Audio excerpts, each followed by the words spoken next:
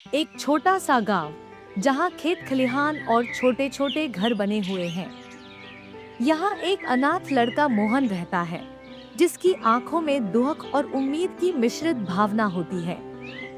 मेरे पास कोई नहीं है। माँ बाप, भाई बहन सब कुछ खो दिया। अब मुझे अकेले ही जीना पड़ेगा। लेकिन मैं हार नहीं मानूंगा। मैं खुद को संभाल कर आगे बढ़ूंगा। मोहन की आंखों में आंसू हैं, लेकिन वह खुद को समझाकर आगे बढ़ता है। गांव में एक संत आते हैं। वह सबको आशीर्वाद देने के लिए जाते हैं, लेकिन कोई भी उनका स्वागत नहीं करता। सब डरते हैं कि वे एक संत हैं, शायद कोई चुनौती हो। यह संत जी बहुत ही अजीब हैं। कोई नहीं जानता कि वे किस उद्देश्य से आए हैं। हमारी खेती बाड़ी में तो कोई परेशानी नहीं है, तो हम उनसे आशीर्वाद क्यों मांगेंगे। जो मुझे सच्चे दिल से अपना घर और भोजन देंगे, वही मेरे आशीर्वाद के पात्र होंगे। मोहन संत को देखता है और उसे महसूस होता है कि संत को किसी घर में शरण नहीं मिल रही।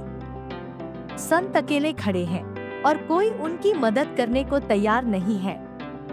महाराज, अगर आप चाहें तो आप मेरे घर रह सकते हैं। मेरे पास बहुत कुछ नहीं है, लेकिन जो भी है मैं आपके साथ बांट सकता हूँ।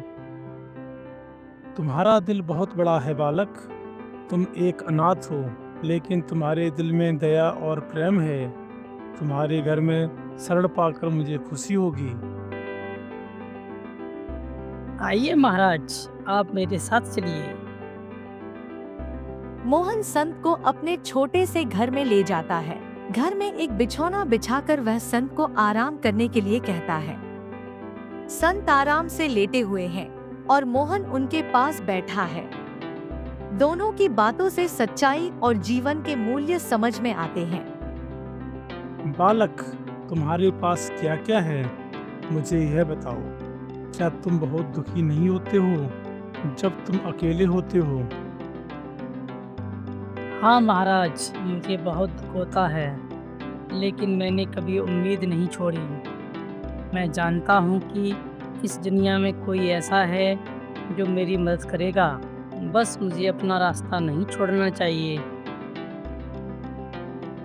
तुमने सच कहा मोहन, और यही तुम्हारी सबसे बड़ी शक्ति है। तुम्हारा दिल बहुत साफ है। मैं तुम्हारे लिए एक उपहार लाऊंगा, लेकिन वह उपहार सिर्फ तुम्हारे दिल की अच्छाई के बदले मिलेगा। अगले दिन सुबह संत मोहन को एक छोटी सी तिजोरी देते हैं। यह तिजोरी तुम्हारे लिए है मोहन। जब भी तुम्हें जरूरत हो, इस तिजोरी को खोलना। इसमें तुम्हारे लिए जो सबसे जरूरी होगा वह मिलेगा। लेकिन महाराज, मैं तो एक गरीब लड़का हूँ। मुझे इस तिजोरी की जरूरत नहीं है। क्या मैं इसे खोलने के योग्य हूँ? तुमने जो दिल से मुझे स्वागत दिया और मुझे शरण दी, वह तुम्हारी सबसे बड़ी संपत्ति है। यह तिजोरी तुम्हारे अच्छे कर्मों का प्रतीक है। इसे खुला मत छोड़ना। जब तुम्हें सच में जरूरत हो, यह तुम्हारी मदद करेगी। कुछ महीनों बाद मोहन ने संत की बातों को ध्यान में रखते हुए अपनी मेहनत से गांव के बच्चों को पढ़ाना शुरू कर दिया।